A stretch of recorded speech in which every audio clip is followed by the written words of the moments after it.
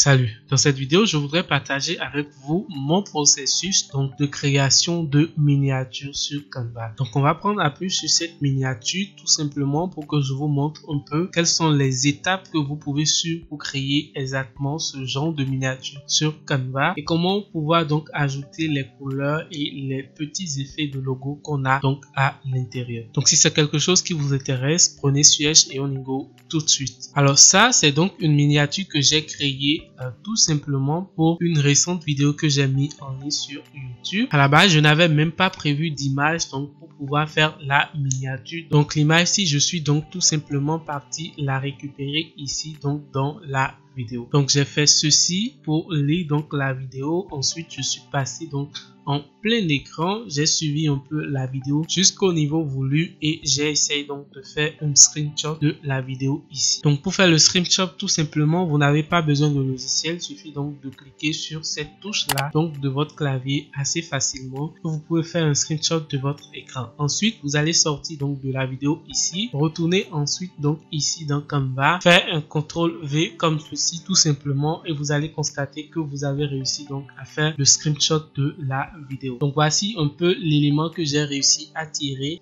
tout simplement donc de la vidéo qui a été déjà mise en ligne. Et ensuite ce que je vais faire ici, c'est tout simplement d'aller dans modifier une photo et utiliser donc la fonctionnalité d'effacement d'arrière-plan donc pour supprimer l'arrière-plan de mon image. Mais déjà petit bémol, vous pouvez constater que lors de la suppression, une partie donc de la tête un peu du fauteuil sur lequel je me suis assis est partie.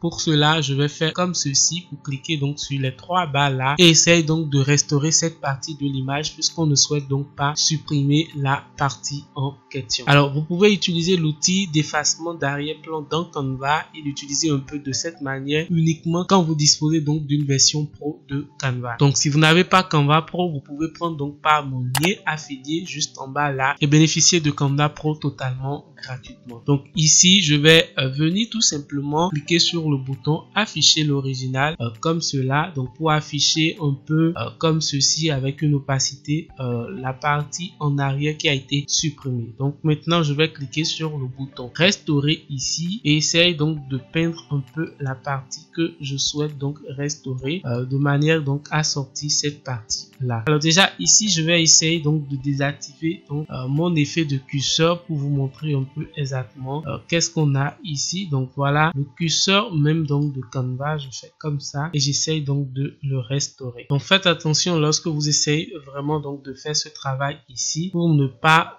tout simplement avoir donc des parties que vous ne souhaitez pas avoir ici dans votre image. Donc j'essaye de le faire un peu délicatement et voilà, j'ai réussi donc à restaurer la partie en question. Donc je peux dézoomer l'image et le pinceau et vous pouvez voir donc que la partie que je veux a été restaurée. Donc une fois que tout ça est bon, je sors donc d'ici et vous allez constater que j'ai la partie qui est bien sûr en place. Donc là, j'ai réussi à restaurer la partie que je souhaite. Ensuite, ce que je vais faire, c'est d'aller toujours dans modifier une photo et aller un peu dans les options d'effet ici. Cliquez donc sur l'effet d'ombre tout simplement et dans les paramètres ici venir justement au niveau du type d'effet d'ombre bordure comme ceci et ajouter donc un effet de bordure. Donc là vous voyez un peu qu'est-ce que ça donne. Aussitôt que j'ai cliqué là-dessus, ça a ajouté donc une forme de bordure un peu aux alentours de mon image. Je peux donc réduire la taille, déjà changer la couleur donc parce que je voudrais donc avoir une couleur blanche comme cela et pour la taille je vais l'augmenter justement un tout petit peu. Donc vous pouvez rester justement niveau de 10 comme la taille. Pour le niveau de flou, vous laissez comme ça. Angle, distance, tous les autres paramètres, vous le laissez comme ça et c'est bon. Donc là, j'ai réussi numéro 1 à supprimer l'arrière-plan donc de mon image. Ensuite, c'est à appliquer donc un effet de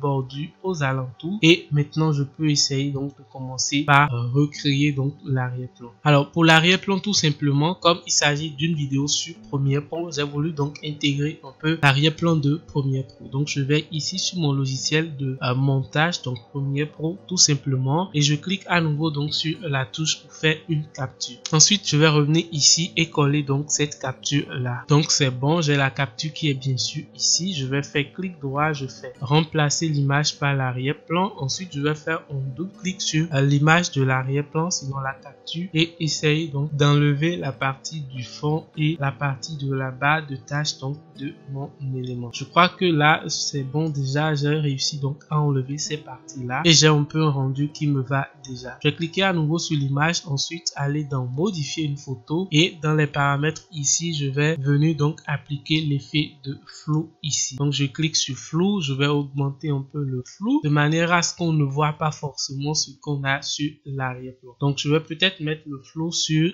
35 tout simplement, et une fois que c'est bon je sors de là et ce sera ok. Maintenant, avant de continuer, je souhaite donc ajouter ou donner un peu plus de couleur ou de vivacité à mon image ici. Donc je vais dans les paramètres d'ajustement, je fais ajuster comme cela. Ensuite ici je vais réduire un peu la luminosité, augmenter un peu le contraste. Pour l'ombre je vais réduire un tout petit peu tout simplement, et dans les paramètres de brillance et de saturation ici je vais augmenter vraiment pour qu'on ait quelque chose d'assez intéressant. Donc là je crois que ce que ça donne un peu, ça rend déjà pas mal. Une fois que c'est bon, je vais venir commencer donc par mieux disposer mon élément ici. Maintenant, qu'est-ce qu'il reste donc à faire? Il reste tout simplement déjà à faire donc ces effets de barre d'audio, les deux effets, ajouter donc la flèche donc de l'arrière-plan, les tests, et placer quelques éléments avec les couleurs. Donc pour faire donc les effets de barre d'audio, je vais cliquer sur R tout simplement comme ceci. Ensuite au niveau des couleurs, je viens ici, je vais venir donc ici au niveau de couleurs, cliquer sur le bouton plus là et aller au niveau donc de dégradé. Donc déjà vous pouvez voir un peu qu'est-ce que la couleur dégradée donne un peu par défaut, mais ce que nous on veut c'est donc un truc de 3 couleurs tout simplement. Donc je vais commencer par ici, je vais donc mettre la couleur rouge là, ensuite je vais mettre ici donc la couleur jaune tout simplement, et pour finir je vais mettre donc la couleur verte à ce niveau là. Donc là voilà un peu qu'est-ce que ça donne assez rapidement. Donc on va venir faire une rotation de notre forme rectangulaire là et essayer donc de mieux le disposer, donc réduire déjà et pouvoir tout simplement le disposer là où il le faut. Donc là j'ai réussi donc à faire le premier effet donc de barre d'audio comme cela. Ensuite je vais cliquer sur l'élément effet dupliquer, l'envoyer ici tout simplement, dupliquer ensuite et mettre un autre élément juste à côté. Maintenant je vais réduire un peu la taille et l'épaisseur donc de ces deux effets là, qu'on ait quelque chose comme ceci tout simplement. Donc là c'est bon, j'ai réussi donc à faire les deux effets audio. Ensuite je vais cliquer sur le premier élément et sur Shift sur mon clavier et sélectionner donc tous ces trois effets donc d'audio et les envoyer un tout petit peu plus en bas, parce que déjà vous allez voir que ici il faut pouvoir donc ajouter les tests en dessus. Donc je reviens ici tout simplement. Pour les tests vous pouvez constater que c'est du Montera que j'ai utilisé avec un effet ici d'élévation pour permettre donc de ressortir la couleur blanche quel que soit le type d'arrière-plan sur lequel on sera là. Donc je vais peut-être copier le test ici rapidement pour essayer donc de gagner du temps. Ici je vais dupliquer et là je vais mettre donc stéréo à ce niveau. Et ben voilà, c'est ok, j'ai donc le mono ici et le stéréo là tout simplement. Qu'est-ce qu'il reste donc à faire, c'est d'ajouter donc la flèche en arrière-plan. Je clique ici élément et je vais rechercher flèche en anglais qui veut dire arrow. Donc pour rechercher arrow, vous allez donc au niveau de afficher tout pour voir les éléments que vous aurez, et l'élément qui m'inspire moi ici c'est plutôt cet élément là assez facilement. Donc je vais l'utiliser comme ceci, je vais l'envoyer un peu là-dessus. Je vais peut-être le dupliquer et rogner donc une partie pour pouvoir donc avoir la deuxième partie un peu plus alignée. Donc ici je fais double clic à nouveau et je rogne comme ceci, et vous pouvez constater que j'ai deux éléments un peu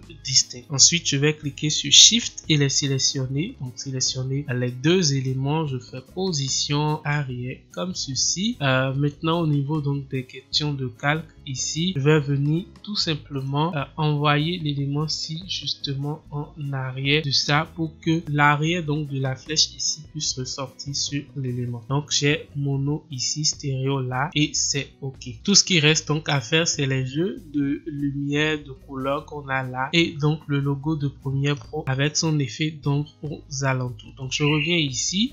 Dans éléments, je vais rechercher Premiere Pro comme ceci et attendre un peu pour voir les résultats qui me seront proposés. Parfois, vous pouvez très bien trouver des éléments ici dans la bibliothèque, mais d'autres fois, ça ne marchera pas forcément. Donc, vous pouvez aller tout simplement sur Google, vous recherchez Premiere Pro sur Google comme ceci, Premiere Pro logo et vous allez donc trouver un logo de Premiere Pro à télécharger. Donc, vous pouvez cliquer sur cet élément là par exemple, attends qu'il se charge. On va voir si ça en fond transparent. Donc ça en fond transparent, vous faites copier l'image comme ceci et vous allez revenir donc dans votre projet ici et coller l'image en question. Donc après quelques minutes, donc le temps de l'importation, vous allez donc modifier une photo. Dans les options d'effet, vous allez au niveau des ombres et vous allez tout simplement ajouter donc un type d'ombre brillance à votre logo. Donc ici vous choisissez donc le type d'ombre brillance tout simplement. Pour la couleur, vous allez choisir donc la couleur blanche que on puisse voilà remarquer un peu l'effet de l'ombre sur le logo et là vous pouvez constater un peu qu'est-ce que ça donne. Donc là c'est bon, je sors des ombres ici et je vais attendre ici que la sauvegarde soit ok pour venir donc réduire un peu le logo ici. Donc vous réduisez le logo de manière à pouvoir donc le disposer un peu comme ceci. Alors pour les dispositions, il faut le faire avec votre créativité. C'est vraiment à vous de voir. Il n'y a pas vraiment de règles, de notions de base pour disposer les éléments. On les dispose tel que ça nous vient un peu à l'esprit. Donc moi, je vais essayer peut-être de redisposer les éléments un peu comme c'était avant.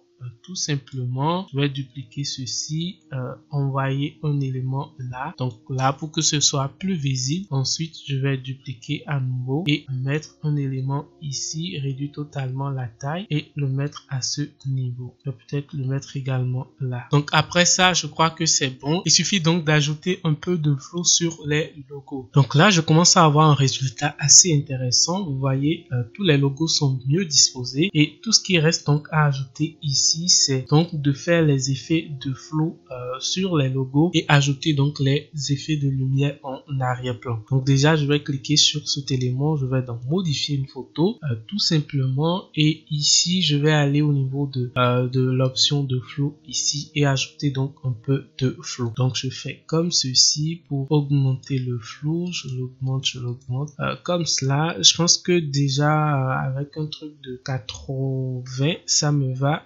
Tout simplement. Une fois que c'est bon, je sors de là et je vois un peu le résultat. Donc là, c'est OK. Maintenant, je vais utiliser donc cette option donc de copie de style pour pouvoir ajouter le flow sur les autres éléments aussi. Maintenant, je vais utiliser la fonctionnalité de copie de style ici tout simplement pour ajouter donc de l'ombre sur les autres logos que je souhaite donc mettre un peu sous l'effet d'ombre. Donc, je reviens ici, je le mets là tout simplement et vous pouvez voir un peu le résultat. Donc là, vous pouvez constater que on a évolué pas mal donc sur nos créations et il reste juste une seule chose, donc les effets de lumière. Alors pour pouvoir faire ces effets de lumière, vous allez tout simplement dans éléments et vous allez rechercher Blurred. Donc vous recherchez Blurred comme ceci, tout simplement. Ensuite, vous allez dans l'option afficher tout donc de la rubrique des illustrations et vous allez choisir cet élément-ci. Une fois que vous avez l'élément, vous cliquez sur la couleur et vous choisissez donc la couleur que vous souhaitez donc faire ressortir. Donc moi dans mon cas c'est cette couleur là. Je vais dupliquer à nouveau, le placer un peu ici, position arrière comme ceci. Tout simplement et je peux le dupliquer également, réduire et le mettre un peu aux alentours comme ceci. Donc vous essayez donc de disposer un peu la couleur comme vous le voulez de manière à avoir vraiment le rendu que vous souhaitez donc avoir. Donc ici position, je fais toujours arrière-plan pour pouvoir remettre l'élément-ci voilà en première position et vous pouvez constater que j'ai réussi pas mal donc à recréer en fait cette miniature ici tout simplement sur Canva. Une fois que c'est bon, vous faites partager, ensuite télécharger au format PNG pour conserver donc la qualité. Vous choisissez donc la page en question et vous pouvez donc télécharger votre élément, aller sur YouTube et ajouter votre miniature personnalisée et commencer donc par promouvoir votre vidéo. Donc voilà rapidement ce que j'ai souhaité donc partager avec vous ici. J'ai souhaité tout simplement partager avec vous le processus donc de création en fait de cette miniature spécialement. Et si d'ailleurs c'est quelque chose qui vous intéresse, je vous partage un peu mes processus de création, comment je fais les choses moi-même quand il s'agit de mes propres travaux, alors laissez-moi un petit commentaire et faites-le moi savoir et j'en tiendrai compte.